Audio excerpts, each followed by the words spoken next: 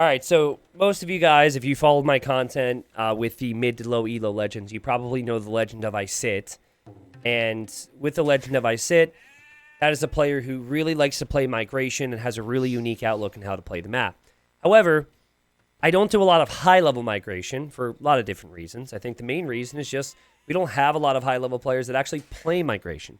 So I'm going to plug an old game, and if you can get through the old graphics, it is still and probably will forever be the best migration game of all time. I believe it was from 2017 or 2018. Look it up. It's on my YouTube channel. Anyways, there's a crazy game which I encourage you guys to look for if you enjoyed this one and really want to see more migration. However, let's introduce the players we have here. This is a ranked game. In the red, we have Tomate, who is a Spanish player. And Tomate is a player who tends to play standard land maps. Now, doesn't always play like Arabia, like a lot of high-level players do. I played Tomate quite a few times on Four Lakes, for example, which incorporates some water.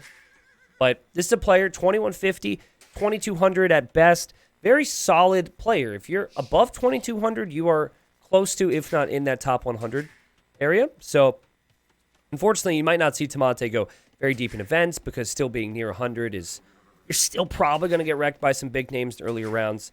But I like this guy, and I've seen this guy play a lot, and he's around. I think he streams as well on Twitch somewhere. But anyways, I expect him to be somewhat capable on this map. I think he's going to know how to play this map, and he's actually playing as a Spanish. And he's got a very interesting island generation, too. Islands look very different. But anyways, Tomate's up against the Illusionist. If you watched Regicide Rumble, Illusionist was in that. But Illusionist, you could kind of describe as a clown, as people say within our community. Really likes arena maps, doesn't play any open maps. But I got to give him an extra level of respect here because it's not just that, right? It is also that Illusionist really likes specialty maps. So I don't think Illusionist can be looped in with the players who are obsessed with arena because Illusionist plays like, I played him on Scandinavia last week.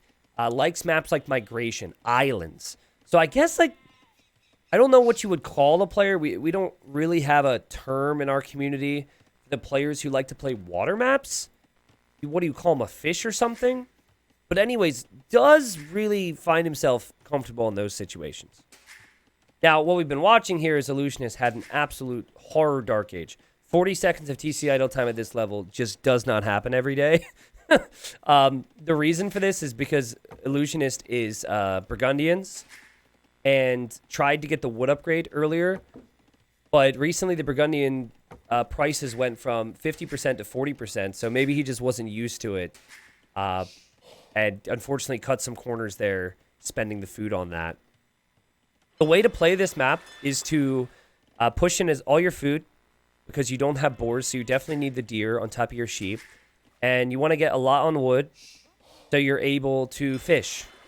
And we're going to see that on this side from Tomate, and we already see it on this side from Illusionist. Eventually, you definitely want to control the middle, but water control is paramount because if you lose fishing ships on a map like this, you're probably going to have, like, let's say 6, 8, maybe 10 fishing ships. If you lose that, you're really behind economically. And then also, if you're losing water control, you can't freely transport or even take some of the resources that are on the islands because the Navy can always range you. And so at lower levels, the trap is, oh, let's just get villagers there and not worry about water. And that's why players like I Sit have been able to, control the game by dominating with Navy. Call them sailors or aquatically inclined. I don't know. I'll think on that, but thank you for the ideas there. Now, can someone tell me how the Burgundians are with their water tech tree? Because I do not know how good the Burgundians are on their water tech tree. Also, check this out, by the way. This is what I think all the pro migration players are doing these days. There's a couple names at the high level who always are favoriting this crap. I've played up against Illusionist. I played up against Samaro, who's a Czech player. But what they do is they go greedy. So they go double dock fishing ships. And I think Tomate is currently playing this a little bit more like Islands. And is maybe thinking about a faster feudal into navy.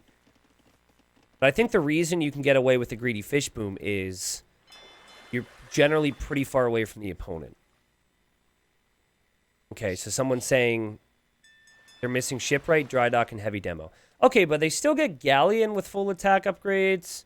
Still get fast fire. So overall, for the type of situation that you're going to find yourself in on this map, they're still pretty good. And I think because you can research your eco upgrades and age earlier, you could argue that they are superior to Spanish.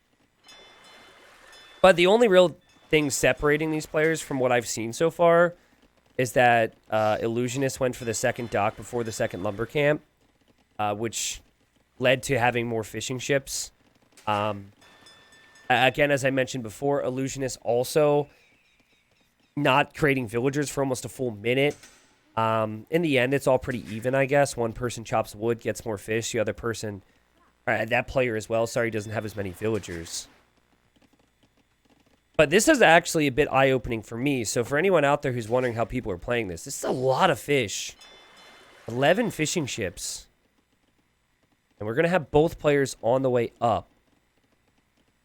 Now, the tricky thing about this map is you don't always have such a distance between the players. You can assume it, let's say 90% of the time, but like sometimes any of the land above this is going to be cut off, and it's pretty easy to get to the opponent. But we've got 1, 2, 3, 4 docks.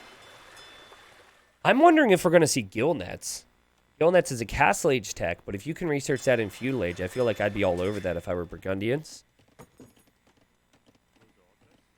Certainly you're going to see a lot of navy here. We will only have 3 docks for Tomate. But both players, even though their resources will be pretty high, I don't think they're going to go fast castle. I think they're going to have to go navy. Carlos, they're removing the gaming app in October, and all the features that are on the gaming app just moved to the standard app. That's how it works. Wow, blacksmith market for Tomate. So again, I think Tomate comes in here with less experience and less of a preference on this type of map. Plus, if Elo means anything to you, is also 100 Elo behind. But Elo really should mean nothing here because a month ago Tomate was over 2200, and like 4 days ago Illusionist was 2150. So Elo goes up and down. Wow, Castle Age is on the way for Tomate, who is making fires. Okay. I mean, I'm liking it more and more. Also, we have stone coming in. So Tomate's thinking about a castle. And yeah, okay, fast castle. So okay, they prioritized the buildings to go up a little bit before. Sorry, I can't think for some reason because it's like my brain's working harder to understand this. But a little bit before the production from their ships. This is so smart, though. The redocking, so your fishing eco is more efficient, is such an important thing on this map. You see the issue right now for Tomate is Tomate's not doing that. And the fishing eco is going to look brutal here in a second.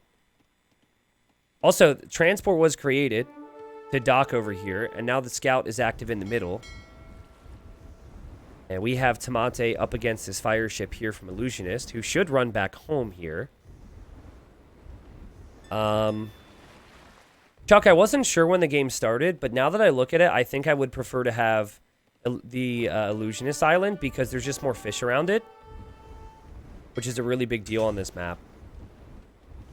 I definitely would prefer Burgundians because, I mean, the eco's just been so smooth. The gold mining upgrades have been in. The Castle Age wood upgrades already in. Again, gill nets could have been rushed in as well, but that's something that only, like, Tato does. But, man, if there's a castle in the middle, this could get really interesting. Like, I think right now, from what I'm seeing, I would give a slight edge to blue on water. But if red drops a castle and makes conquistadors on land, what do you do against that? Dang, so here's red with the scout. Oh, that's auto scout as well from Illusionist. Okay, so Tomate's looking around. We also have a fire galley going this way. It will be upgraded. This is a huge, huge thing. If he can find those fishing ships. But from his perspective, he probably just patrolled it. Okay, now he's looking. It's going to find the dock. And I think saw the movement in the water, but Blue's trying to hide. He noticed it, though. Tomate's a beast. Uh-oh. Did he notice it that time? Because he's doing other things right now. Okay, he found the scout. He so desperately wants to build that castle because he doesn't know what's out there. Illusionist will now be able to defend some of the fish, which is nice. Now, we had both players engaging over there as well, and it looks like maybe a demo landed on those ships. Meanwhile, Tomate gets the hill and gets the scout kill. Okay, so from what Tomate has seen that there's houses here, which means there's villagers. And Tomate should know that there could be pressure coming in. Spreads out the ships and boom, demo goes off. Takes out a ship, weakens another. Oh, he's being so patient with this right now. Oh, where do you place it? See, you don't know if your opponent's going to have any military, but the way high-level players typically play this is they're just going to be going water and they're just going to be adding eco. No way, what a castle! Guys, look at the water numbers, right? It's looking really good for Illusionist. Fishing ships, obviously a few of them went down, but I mean, the food eco's nice. This TC is also looking really nice until the castle goes up. But all the fishing ships for Tomate could go down, so he's going to need to get some demos in on this side. Oh, you know what's epic too is the villagers could both die. That is such a good castle. One, an Illusionist reacts. All right, now the scout could maybe finish that job. Wait, there's another villager here. I don't even know if you want to finish it, honestly. Now, here's where you'd want to see a demo for Tomate. Tomate could still easily lose this game. I know castle drops freak most people out, and I understand why. But at this level, the fish still matter so much. And all the fishing ships are going to go down for Tomate. This is interesting. Now, the villagers over here, like in fact, this villager, I think it's the only one remaining, is the most important villager in the game right now for Blue. Because what Blue needs to do is wrap around with docks. Tomate's job is to come back on water. Like, that's everything Tomate has to accomplish right now. But yeah, Tomate needs to find that vill, because if you win water in Blue's position, you can then add more fishing ships, which you can see Blue is now doing, but Tomate has found the villager. I believe that villager is going to die as well. Okay, so their food count is actually very high right now for Red. And Red is going to make a dock here. And I guess Red is going to go... Oh, he's going to transport, of course! Oh, he's going to try and transport the conchs across. Let's go! That's so sick. Still being desperate here. Still trying his absolute best. And does have a lot of villagers in the middle as well. Doesn't have a lot on food right now. Let's look at Blue's perspective. Blue knows about the castle. Blue does not know about anything else. And if I'm Blue, I'd try and transport over here now. And that's precisely what's happening. Blue's already ahead of me on that. Man, I mean, it's risky, right? Because you don't have Navy here. But if you get the conchs on Blue's island, I think it ends the game. This is such a cool strat. Wow. Yeah, like, you have no way to defend from the conquistadors. The only way you were going to stop conquistadors was if you stopped the transport ship. So this castle was perfect because it took out the town center, and it now allows you to transport across. And now look at the situation for Blue. I think Blue was thinking about a castle, possibly. I just don't know how you get yourself out of this pickle now. Yes, you have the eco lead, but how long is that going to last? The efficiency is not going to be there. You have the transport over here now. But you see what's happening is Tomate is now able to focus continually on water and has always been producing. Despite only having one on food. Like, the food eco is not good for Tomate. But you have more conchs being sent over. And these conchs are just going to run right on by the TC and say, hey, that's cool. I'm just going to take your gold. Thank you very much. Here we have more water engagements. That should be close. Here we will have a dock probably go down for Tomate as Blue maintains the score lead. This scout could be killed. I think the scout's actually important for Red. Red needs to check the northern side. But you can't say that Red hasn't done enough. It's just the 16 fishing ships for Blue are still working. Like, if this fire galley or any fire galleys were to find fishing ships, that's where blue starts to realize this is absolutely over. If blue's not already thinking that. You would need so many monks. By the way, if you zoom in, you can see the Lord on the monastery. So maybe the Lord will bless the illusionist.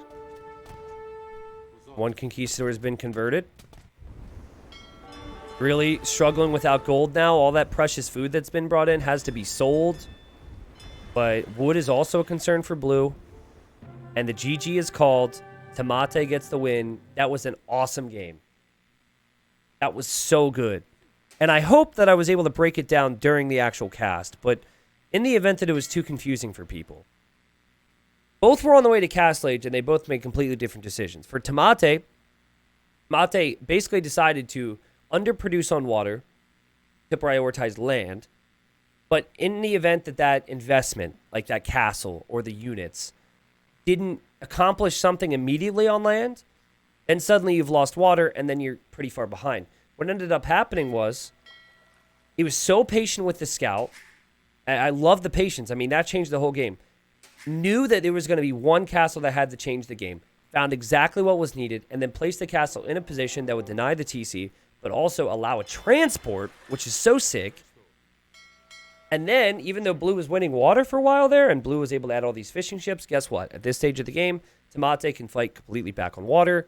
Tamate already was doing so. And then Illusionist is pretty screwed on land. Now, I'm really curious what happens if this red castle is maybe here. Because it would not be so easy for the transport to work. Granted, blue wouldn't have wanted to leave fire ships here to, like, protect for a transport, because that would just be navy that you'd want elsewhere.